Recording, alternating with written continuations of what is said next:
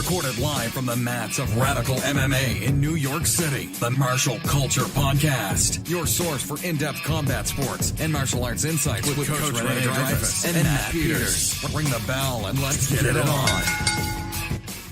Bing, bing, bing. Rene, we're back. We are back. 3 weeks in a row. We are on a roll. Nobody's stopping us now. Ain't no stopping us now. I got to it first. You did. How are you? I'm good. I'm good. Yourself? I'm all right. So I'm very happy. You mentioned before the podcast, but we competed in our academy competed in Ultimate Sanda, which is kind of like MMA, but there's a time limit on the ground. Mm-hmm. And we had two competitors, and one took the USMAC US Open National Championship. So who was that? Good.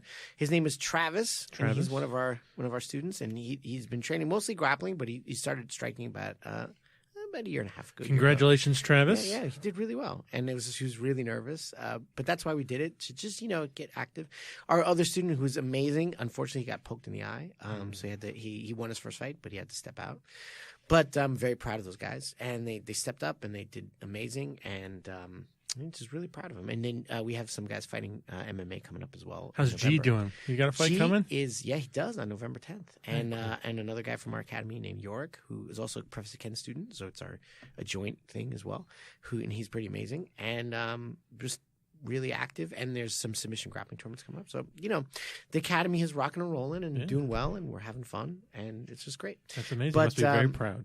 Yeah, no, I am, but and honestly, I say to all my students, and I really mean this, and I think this goes out to everybody out there. It's when you compete, of course you want to go and you want to win, but it's more about being active and being part of the process. And this is one thing that I always struggle with. One single tournament does not matter in the long scheme of things. It's the process of consistently competing and bettering yourself. And so you win and you learn. You don't really lose, even if you got blown away. If you learn from that loss, and it's this adage that everybody says, and it was like, yeah, whatever. And, the other people are like, yeah, second place is the first loser. You're not first, you're last. Yeah, you're last, right. But you have to think of it as your martial journey over time. And whenever I used to do judo tournaments, I would get extremely nervous. Like this one tournament was an arbiter of myself as a martial artist and all the work that I had put in right on that moment, everything on the line. I'm either a winner or a freaking loser. That is terrible. And you cannot – the pressure's too high. You can't think like that. And that's why very often in the beginning of my career, I just get too overcome with the nerves and would not do well, Mm-hmm. You have to see each tournament just like the way you see each meal. Every meal is to be healthy and grow. And if it's a healthy, good meal, that's great. If it's, something that helps you get through the day and get further. And each time, maybe eat a bad meal. Okay. I shouldn't eat that again. Okay. Let's, but I'm not going to stop eating. Also, I'm not going to, you have to see it as a process. And that's very, very important. I think that's true in life. And we celebrate successes so much. And in my academy, I'm very proud of these guys, but, they won and everything. But, there's also students that I've had who went into a tournament and just lost, and that's totally fine. And then if I always find that if I focus on the winners too much, then my students feel like, oh, well, I got to win. No. You have to learn. Yeah. And that's it. So put that on a shirt. Yeah. You don't have to win. You have to learn. Right. And one thing I was very, very proud of is one of my students did very well in the tournament recently, but, he was not happy with his performance. Mm-hmm. And we're sitting down trying to celebrate. And what he and my wife were doing was going over the video of the tournament and seeing what they did wrong. And I was like, that's it. That's exactly what I did. Win or lose, you look at the tape and you use it as a method of improvement. Mm-hmm. And the tournament is just one more day in training, particularly for the guys who are not pro. It's like when you're pro, and Conor McGregor's trainer was just on Joe Rogan, who's talking about this. He's like, the name of the game is to make money. And I think that's true for a lot of people, not everybody, but I understand. But the pro is starting to matter, like you don't want to have a career that's too long.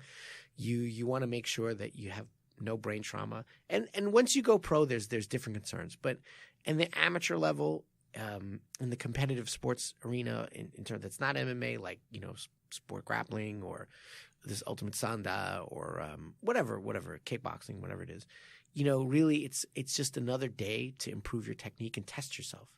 And we were talking. Remember, we were talking about with Jilson with dojo storming, and all that drama. In the Brazil when they came in, the Gracies invaded this or this invaded Gracie, and dojo storming was a legitimate thing in Japan as well. Called Dojo Yaburi, and it was also China, and you had to do these things. So Jilson was saying that the Gracies were not always so cool and this and that. And I understand that, but back in the day, there were no tournaments. There was no way to test yourself against someone else. It's not like today. So you had to go to the dojo in the next town over because that was the only way to learn. So, okay, you're dojo storming, but at the end of the day, you had to find a new way to test your technique because if you didn't, you would stagnate or you wouldn't understand what the flaws were. And so there's a concept of dojo storming in martial arts. It's like, they came to my dojo and I've actually been challenged in my academy. That happened to me. People come and challenge me. It's not a fun thing. It is not fun to be on the I can't side. Imagine. No, it happened. Manhattan, just walk in and be like, no, it wasn't Manhattan. It was challenge actually you. in Queens at the time, but I was teaching out at a small Queens, and it happened to me. I'll tell the story if you want, but it is not fun to be on the receiving end of a challenge because it becomes a fight, and you're just hanging out eating your noodles or whatever, teaching a class, doing some book work, and then some guy comes and says, "I want to kick your ass." Nobody likes that. But at the same time, when you're dealing with a different generation, not today, but it was the Gracies in the 1980s. The Gracies had some tournaments, but back then the Brazilian Jiu-Jitsu tournaments were very small, and it was just in the Brazilian Jiu-Jitsu community. MMA was not something that you saw on TV every Friday night or Saturday night. Like now there's MMA every weekend. There's so many places to fight, so many promoters. You never have to do that because you can always test your skill. And if it's not MMA, it's like grappling tournaments and this and that. And you can go out and train with people you never trained with before and not stagnate. But back in the day, that was not the case. So, sometimes people would show up your door and they'd be like, show me what you got. And you probably couldn't just try to train at another academy. They'd probably think you were a mole. Yeah, it doesn't work like that, particularly in Asia. You're and in Brazil too. If you switched academies, you'd be crianche, and which was a trader, the Brazilian word for trader, and in Japan, loyalty is important. And I'm not saying the answer is to train a different style. The answer is to just test yourself what you know and adapt it to that opponent. And also, if you train in that academy, eventually, what happened? You get used to the guys in that academy, and then you'd have to go do the same thing somewhere else. And Miyamoto Musashi who's the who Musashi is, right? The famous swordsman. This guy is lauded as the icon of martial arts. This is the man. Well, what did he do? He went across Japan and challenged people all over Japan. Yeah. So, but he's not an asshole. I'm sure Sasaki Kojiro, is like, I hate him. But he didn't go to somebody's academy and challenge like. Oh yeah, he did. did. Oh yeah, he did. Asshole. Yeah, and it's just it's the name of the game that's you show up and now there's two ways to do it. Back then. Yeah, with Dojo Yaburi or Dojo Storming, there's two ways to do it. There's two ways. There's the cool way and the not cool way. And I've been on the receiving end of both. The cool way is you show up and you say, Professor Matt, I'm from a different style. I've heard that your Matt style martial arts is really good. And, I'd like to kind of work and see how it goes up against what I do, just for testing. I respect your art. I respect you. I just want to see if we could have some sort of, kind of sparring and see, what happens. And then I'm sure he'd be like, okay, that's cool. Let me put you up against this guy over here and we'll see what happens. And Professor Ken had a recent example. He told me there was an instructor from another style and wanted to come and try MMA. And that style was like a Krav Maga type combative style. And he said, hey, I want to kind of see what I have in the MMA realm. and didn't work out so well for him. But as I understand the story, but it was got to give the guy a lot of credit to do that. And we talked about Rokas. He's the guy who has a YouTube channel where he did the same thing, and he's an Aikido guy, and he really wanted to see if his Aikido worked. And he went to an MMA school, and he said, hey, respectfully, very respectfully, said, hey, I would like to see how Aikido stands up against MMA, and you see what's going on here. And, of course, he got the snot kicked out of him. But he was very respectful, and the MMA guy didn't try to hurt him or anything. And that's a really cool way to do it, where you're like, hey, it's not really dojo storming. It's like let's exchange technique, but really spar, not like let's play around, Yeah. Now, the other way to do it is, Matt, I heard you something. I heard your style something. Yeah. But you know what? I can kick your fucking ass. And I'm going to show you right now. Well, your style is shit, Matt. Yeah. You're rolling around like a bunch of, whatever, blah, blah, blah. And I don't want to finish that sentence, but for the guys in the jiu-jitsu community, we know what they say. It becomes very homophobic, which, is like problematic. But like, oh, your style sucks. I'll just punch you in the face. But okay, let's go. Yeah. Now I'm looking to hurt you. Yeah, nobody likes that. That sucks. Yeah. Or and being on the receiving end of both styles times, both they're totally different experiences. Yeah. But even still, even the friendly one, the tension does ratchet up. Sure. Now in Japan, in the judo world, they have what's called traveling. So you contact dojos, like you said, and for a short period of time, you stay at that dojo for like a couple weeks, and then you move on to another dojo, another dojo, That's another a great dojo. idea. It's called Degeko, Yeah. and you traveling training, and that is cool because it's like, hey, I'm going to be part of this academy for 2 weeks. I'm going to respect your traditions. I'm going to train here, and everybody's going to get to know me, and we're going to spar. And then after about 2 weeks or 3 weeks, I'm going to go on to another place. But everything, I'm going to be respectful. And Degeko is very common in judo. In the judo world, everybody does that. And actually, it's become such a thing that in the judo world, when you are from another academy and you drop into another judo school, they're like, hey, welcome, come on. It's another guy visiting us. There's no tension other than, like, oh, man, this guy's from outside. They're like, oh, we're all one big judo family because we travel so much in the judo world. Everybody travels so much that it's just a thing and everybody's friendly. And, the Brazilian jiu-jitsu world is starting to be like that a little bit. It was never like that in the beginning. It was like, oh, even in the Brazilian jiu-jitsu world, like, oh, you're from Carlson style? I'm, Baja. Okay, well, now it's a porrada. It's a fight. You come here. And I had a friend, he's Brazilian. I won't say his name, but he is a really nice guy. He's here in New York studying, and he trained under I won't say, because if I say, they'll figure it out, but he trained under one of the Gracie family and more traditional Gracie style. And he's actually very good. He's very well trained, but his rank is low because he always took time off for school and things like that. And he dropped into another academy that was from a different offshoot, and he was rolling very nicely and being very respectful. But because he was from another academy, this is years ago, and he did a move on the instructor that worked, not a submission, just an escape. Then the instructor got pissed because he felt like he made him look bad. But the kid was pretty good, Actually, he did the same move on me. I'll be honest. He did the same move on me. I'm like, what rank are you again? Like, that was really good. He'd been training a long time. He just hadn't been ranked up because he would stop for a while and go to school and, things like that. So then the instructor proceeded to hurt him. Like not just train him, but like really, really freaking hurt him. Wow.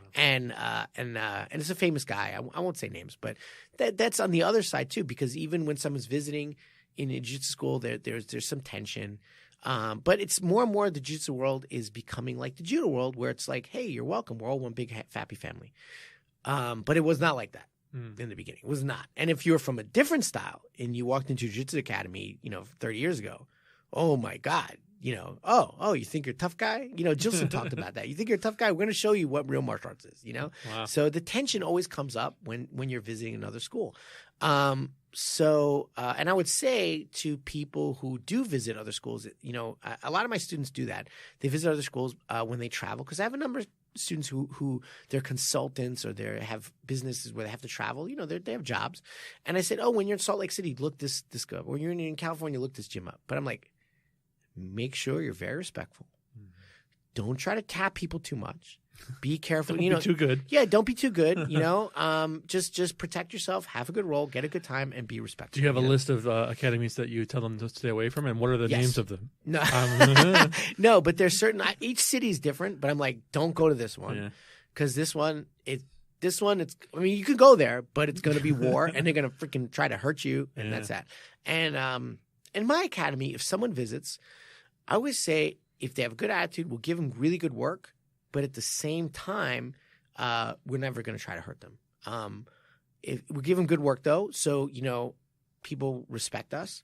But at the same time, we don't hurt them. But we give them good work, too, if they're good. And we have sometimes people visit, and they're not really that good. Mm-hmm. And, I just teach them. But I'm talking about people who visit. Most of the people who come visit my academy are pro brown belt or pro fighters or amateur fighters. And they're pretty good. So, you give them good work and you make them respect our academy, but never hurt them. We never do that. Mm-hmm. And even if they have a bad attitude, I never hurt them. Just put them unconscious or something, Like, you don't have to hurt them. Leave the knife in the locker room. I know, we were training with that yesterday, the shock knife yesterday. Yeah. Again. Yeah, it was really great. Really great. one of the Gracies liked our post on Instagram. No kidding. Which one? Shocking me. Let me double check. I can't remember their name off the top of my head. But it's one in New York. Oh, Henzo Gracie? No, it's not one of the. That's a name I remember. Hang on. Good radio. Hold on. Hang on. Anyway, but as you look that up, if you want, I could tell you the story. Yes, you please. Seem very interested. Okay, so I was teaching a student who, and this is a long time ago. This is already over 20 years ago. It's like about 20 years ago. It's about a little less than 20 years ago. So I was teaching out of my old karate school in Queens, and I would teach a basic grappling class, and it was mostly focused on judo because at that time I was not so ranked in Brazilian Jiu-Jitsu. I was just kind of starting. Igor? Oh, Igor Gracie. Yeah, he's a teacher at the Henzo Academy. I had two. I'll tell you the nice one. These people came by, and they were reality-based self-defense. And reality-based self-defense is a combatives offshoot where they're like, let's learn. Like Kim Kardashian self-defense? Reality show. That's right. Yeah. Sorry. You bump them with your butt. That's dangerous. That's dangerous. But they came, and they're like, we've heard, we understand that grappling's important. And they were very respectful. And, then they came in and rolled, and it was great. And then they became my students. And so this is people coming into your academy. And, an invasion, but not an invasion. Not an invasion. They were very, very visit. polite people, and they did it exactly like I said, the polite way. Okay. And they came in and they said, look, I don't know if what you're teaching is going to work. I think that it kind of wouldn't, but I'm not disrespecting you. And they were but we have this concept of eye gouging and biting, and we think that would stop your judo and your jiu-jitsu. And I said, no, it wouldn't. And they're like, oh, really? Yeah. And I'll show you how we do this. So what we did was put on goggles and like swimming goggles. And I said, if you can pucker the goggle, that's like an eye gouge. If you can put your teeth to soft tissue, like near my face or something, and you count to 3, that'll be a bite. And if you can get me in any of this, and if you can punch me in the balls, you just punch me in the balls, right? That's it. Sure. And if you can stop what we do with those moves, do it. And the thing is, I've always trained my grappling, not always, but when I was on my own, not in other people's schools, but when I was on my own in my own academy, I always trained for reality. And also, I had some wonderful instructors in Brazil who also trained me very, very much for reality, for people who want to do dirty tactics. Mm-hmm. And, we trained, and then they became my students. because they saw that it still worked. And they are training not so much with me anymore because they live really far deep in Long Island now, but they're great guys. And sometimes they come in and visit when they can, and just fantastic positivity with them. Great guys. Awesome. Yeah. Now, that was the good one. The bad one. Yeah. This Name is the names. really. I want to hear names. I don't remember the names. It's so long ago. But okay, Want but I remember. controversy. Okay, I remember the style. It was 7 animal kung fu. Never heard of it. Is that like from Kung Fu Panda, where each one of the different animals is a different style? I don't know. I guess so. Yeah, That sounds right. That Because sounds it's like right. a grasshopper and a tiger. I And don't a know. Yeah. Anyway, but it's a. He's style. winking. I don't know what that means. You should look it up. It's like 7 animal kung fu, and it's supposed to be like some kind of like hybrid kung fu style. And one of the people I was training, he was in the kung fu world, and he had told some people that, Brazilian jiu-jitsu and judo, man, that's so powerful, and they drew the ire of these people. So, guy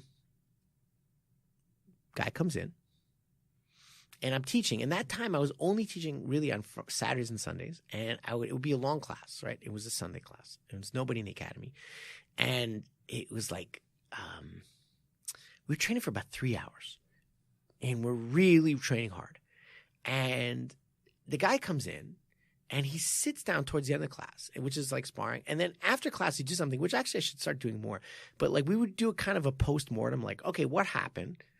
And how'd you get tapped? Okay, so let's talk about that and figure out how to stop it, right? And we'd have this like kind of post-mortem discussion, because it was a small class, I could do that. Now in my academy, it's much harder.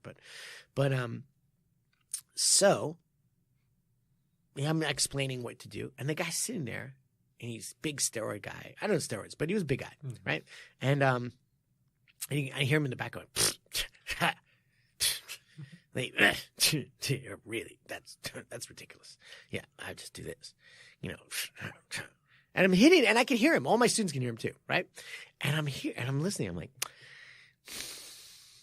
I'm not happy. And I back then I had to pay a well of patience that was much larger than I do now. Oh wow! And it was quite a big deep bucket of patience, which has since petered out to like very little, a little tiny puddle that's left. But that bite was patience. So we're talking, and this is about a half an hour of training, and we go back to sparring in here, and he's like, oh, man, that's stupid. Yeah, like all this is comments, right? And then we finish and we bow out, and the owner of that academy was actually at the desk. They're doing some paperwork. And normally, like when you're the owner, you're fearing lawsuits and things like that, like that. And so I would not fight him. It was not my academy, and I would not fight him. And then, but I was so angry, and I said to the guy, yeah, you seem to have some issues with my technique, and he's like, yeah, this never work. And I'm like, oh, you think so? And he's like, yeah, I know so. And I'm like, really? And then the instructor, the owner of the academy, Mr. Miyazaki, goes, he just gives me a nod, and then he walks out and closes the door, and he goes home. And he's like, and I'm like, okay. I got the nod, and he went home, and then I'm like, well, if you're so certain that it's not going to work, you should be able to put your mouth money where your mouth is. And he's like, yeah, okay, let's fight. And so he drops his bag, he gets on the mat with his freaking kung fu shoes, and I'm like, can you take your kung fu shoes off, because they were dirty. He was like walking around in like the shoes off the mats. There's an off mat, and I was like, no, he's like, I trained in my kung fu shoes. I'm like, okay. He's going to train in his kung fu shoes. And then, I don't want to tell the story to sound like I'm such a badass. Let me phrase this, that I'm pretty good at what I do, but there's so many people so much better than me. And there are people who I even at my best, which I'm not at right now, but at my best, at my peak, I could never even come close to. So I don't want to sound like I'm self-aggrandizing, but this is what happened. So the guy squares up with me and square up. I shoot him, I take him down, I get him an armbar. And the guy's, I wasn't ready. Do over. Yeah, do over. I'm like, what the fuck? I'm like, what the fuck? And because back then my technique, I was much more an armbar guy back then. But anyway, so I'm like, okay, are you ready?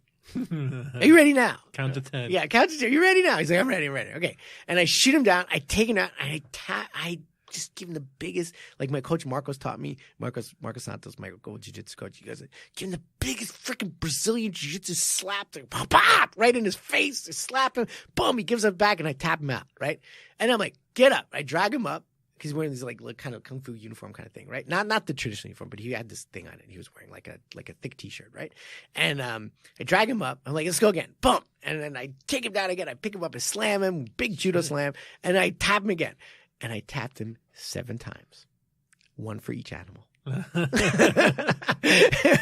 And that wouldn't sound like I was like so great. Because this guy was not good at all. He's not good at all. So this is not a self-aggrandizing story, but it was a story of a big douchebag coming into my academy and, not being respectful. And then, I put him unconscious and I put him outside and with all his stuff and threw stuff down the stairs and put him outside. And then we went home and clocked the door because the last one I put him unconscious and I really put him unconscious, like really. And he was sitting on the stairs and then, dude, that was that. He woke up an hour later. Yeah, you better not mess with me. Yeah, no, he woke up probably as we were putting him on the stairs, but he was all woozy. And but I did not hurt him. But my jiu-jitsu instructor at the time, who's an old school, Marcus, he's like, "What? You didn't hurt him? What is wrong with you?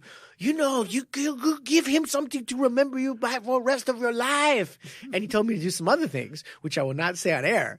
He's like, it's when you invade I'll say, when you invade an academy in Brazil, according to him, if you really lose, you sometimes get sodomized by a carrot. All right. And like I don't know, but just because it's again that culture of Brazil where it's like you. So he's like, he was telling me, yeah, this is what you do when I go here. I'm like, I'm never gonna do that. But it's serious business. Wow. And do you have carrots in the fridge? I did not have carrots in the fridge. I would never do that. And I'm so afraid of lawsuits that we get so many guys come in. So many guys come in the afternoon. You're like, yo, I want to be a fighter. I want to fight. I want to fight. We got this crazy person the other day, and I'm like, all I can think of, I look at them, I see potential lawsuit. So all I see, I'm like, no, different frame of mind. Yeah. When you're the owner, it's totally different. You're like, no, but yeah, there's a part of me that was like, go fucking fight G right now, motherfucker. Or not even G. Like, I like Heriberto, my student. I call him Tokage, right? Like, you go fight him. And there's a couple times we had some intro lessons where people were attitudey, and so they actually maybe want to do a lesson, and they're attitudey. I'm like, I just give a nod to one of my students, and we'll never hurt anybody. That is our rule. I will never ever hurt someone. But if they're being a jerk, it's like Batman Begins. The first scene of Batman Begins is like their practice. It's practice time. It's like real practice. So that's kind of my mentality. They become practice. I have a picture in my head of some guy walking around Brazil in like the 1980s with a bag of carrots going to jiu-jitsu academies and losing on purpose. Losing on purpose. I don't think you'd have to look for that. Although, in the this is a kind of a weird tangent of the topic, but in that world of masochism, a lot of people are hiring jiu-jitsu practitioners or MMA practitioners, particularly female practitioners, to beat them up as a masochistic thing. It's weird, but it's a weird subculture, and it's I don't know. I don't even really know what to think I knew 50 Shades of Grey called 7 Styles of Kung Fu. 50 Shades of Chokeout. No, but it's we live in a very, very bizarre world. So you'd be surprised that your carrot joke is funny, but people hire, particularly female MMA and jiu-jitsu practitioners to dominate them, and I don't know what I think about that. I mean, I feel that it's like a perversion of the art, and it disgusts me, but at the same time, I don't know. I guess I don't know. I don't know what to think about it. I don't like it. Get your money, honey. Get your money, honey. Right, exactly. Right. Somebody's going to pay you for it. I know. It's not really, I don't know. But it's really, it's yeah. I knew my friend's girlfriend was doing that at one point. And that's why he found out, and he was like, yeah, I can't be with you anymore. We can't. And that's one of the reasons he broke up with her. Interesting. Yeah. That was a long time ago, though. But then also, again, this is the great thing about MMA is that was the world where MMA was not paying. Now, if you're an MMA fighter, you can make a good amount of money. Now, you don't, at the lower level, you don't make what Conor McGregor's make.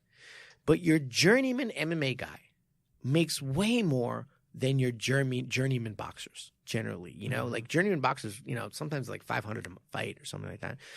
As a pro, when you reach a certain amount of notoriety and wins, you probably get a couple thousand a fight, something like that. And it depends on the tournament, but the level. But you can make a somewhat of a living. You can get paid for what you do, and particularly if you make the big show, your basic pay at the UFC at the lower level is $5,000 a fight.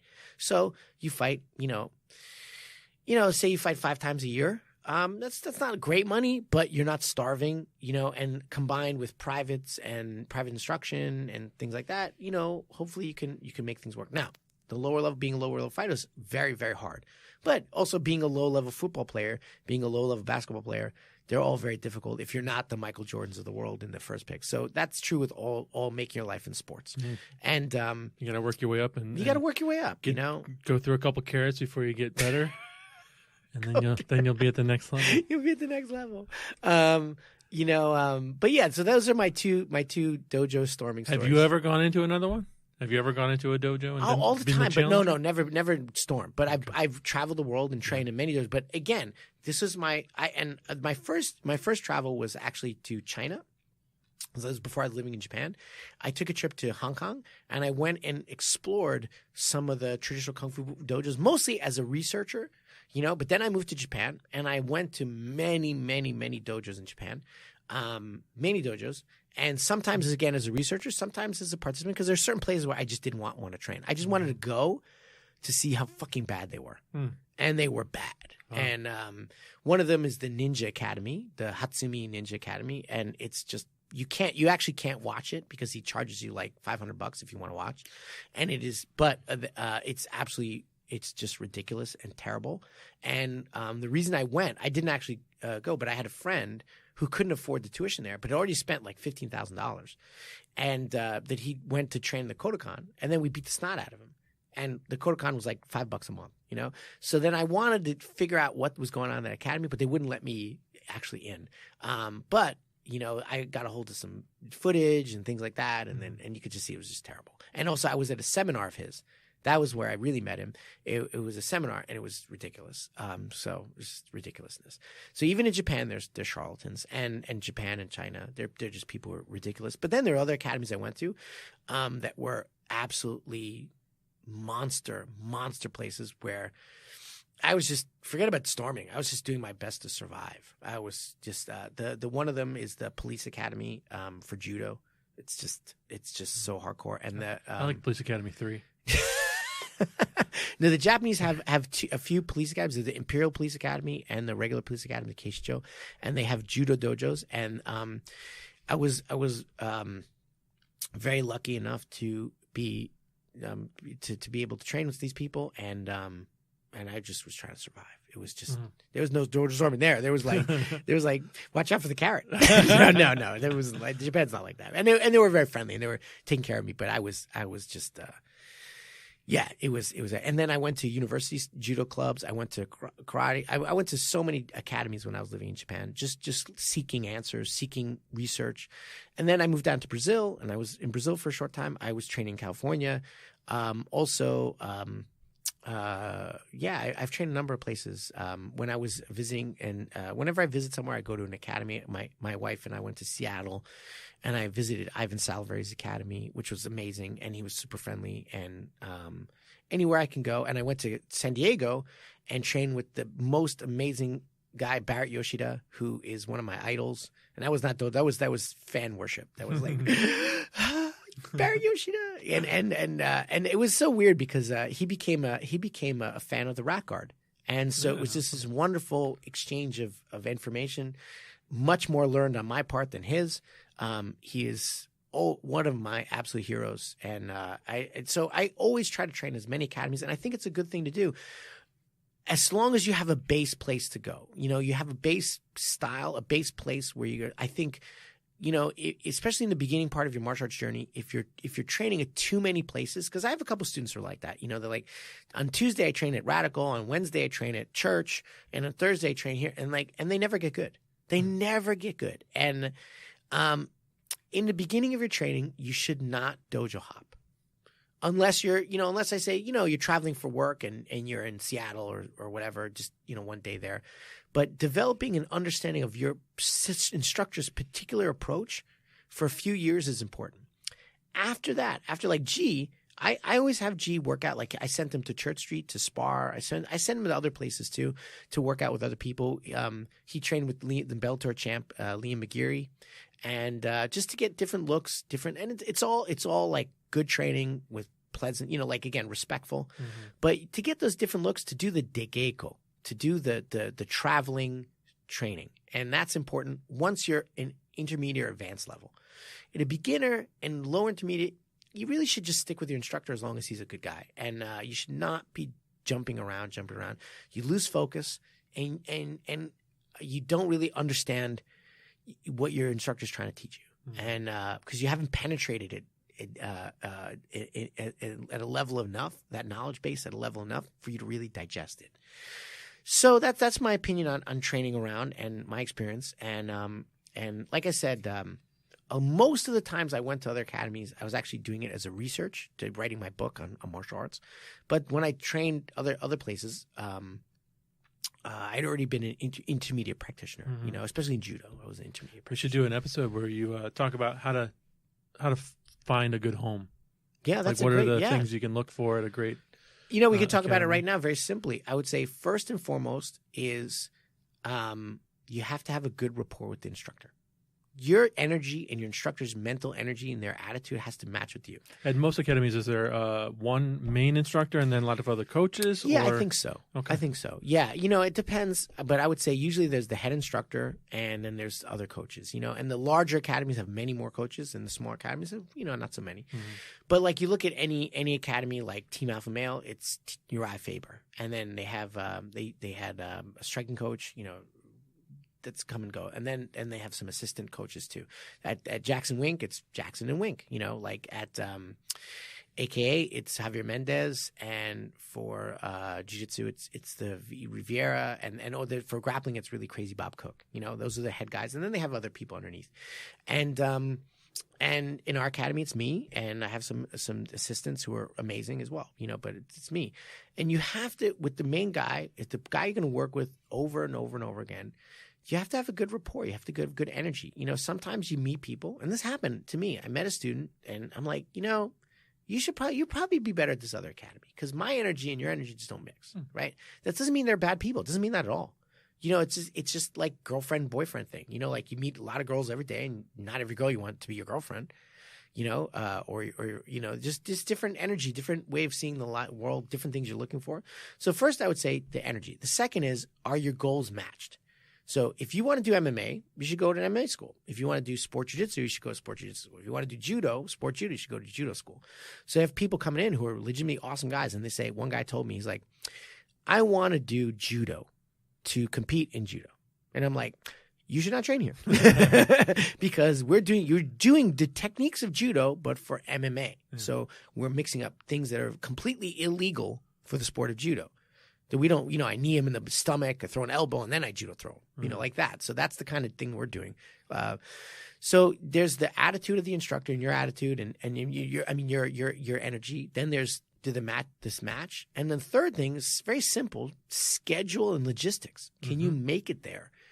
3-4 times a week, and then is the academy run safely and clean and things like that. So it's a pretty simple checklist. One, you and the instructor meet in terms of emotional and energy, and just do you like him and you like being around him and you like how he conducts the academy, and if that fits for you. Because some people like a little bit more laid back, and that's fine.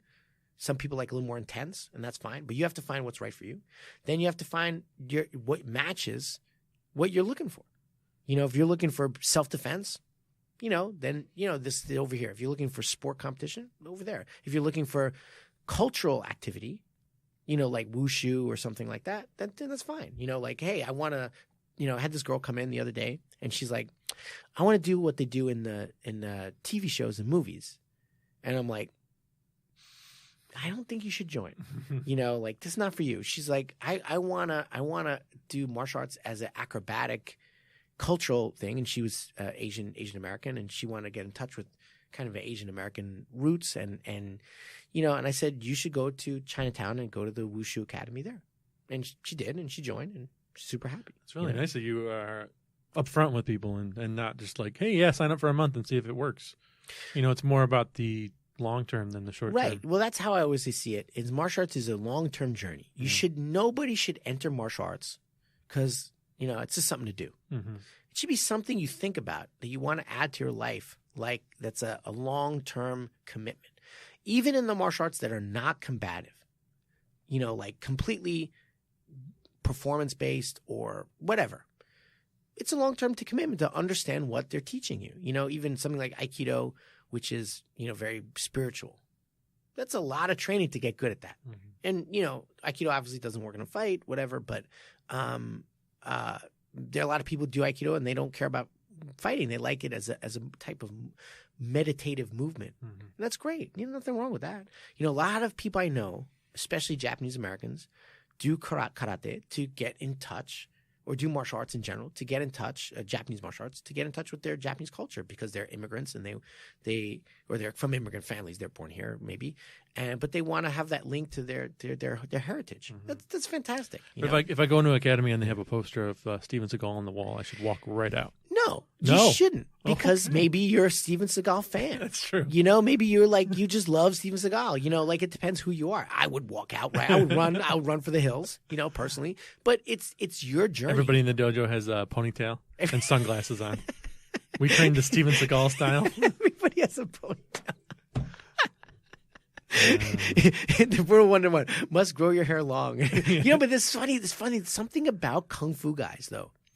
It's not Steven Seagal, but something about Kung Fu guys. White Kung Fu guys always have a ponytail. Yeah. I don't know what it is. It's like not always, but like one in three have that like mullet ponytail thing going on.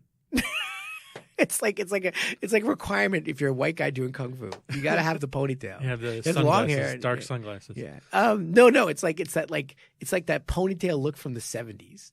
Oh my god. You know what I'm talking about, right? Do you like to do the top knot? Is that what they're trying to get No. to? No. The ponytail. Oh, you mean like, yeah, no, I don't know what it is. Yeah, maybe. I don't know. But it's like, it's always that guy, with the long blonde hair with the ponytail. They almost have blonde, white guys with blonde hair and a ponytail. I can know so many of them. Don't trust a white guy with blonde hair and a ponytail. No, I'm just saying that. That's what we're saying. Whatever. I'm not saying that. Renee approves. All right, we got to wrap it up. All right. This is actually episode 30 of 30? the podcast. Wow. And next week we'll be back to talk about UFC 230 and do a full breakdown of all the fights. That'll be awesome. That'll be next weekend. We'll be back next Monday to do the full thing. Any parting words? You got a book with you? You want to give a little? No, we'll save that for save that for another day. Yeah. Well, we're not going to tell you what that book is. No, Poop on secret. you. Put the carrots away. I did not challenge you. Did not happen this time. But maybe next time, stick around and see if the carrot bag comes back. You're not going to let this go, are you? I should not have mentioned it on air. Resource. I should not have mentioned it on air. No. And I'm going to be in trouble for this. For Christmas, I'm going to get you a bag of carrots. With the baby carrots, so it'll be nice. It'll be better. Thanks, everybody, for listening. We'll be back next week with a full breakdown of UFC 230 for Coach Rene. Yeah, it'd be something to look forward to. And we'll also talk about the fight night. Yes, there's a fight this weekend, the fight night, UFC fight night. All right. Thanks for listening. Share, subscribe, rate, review. You know the drill. We'll see you next time. See you next time.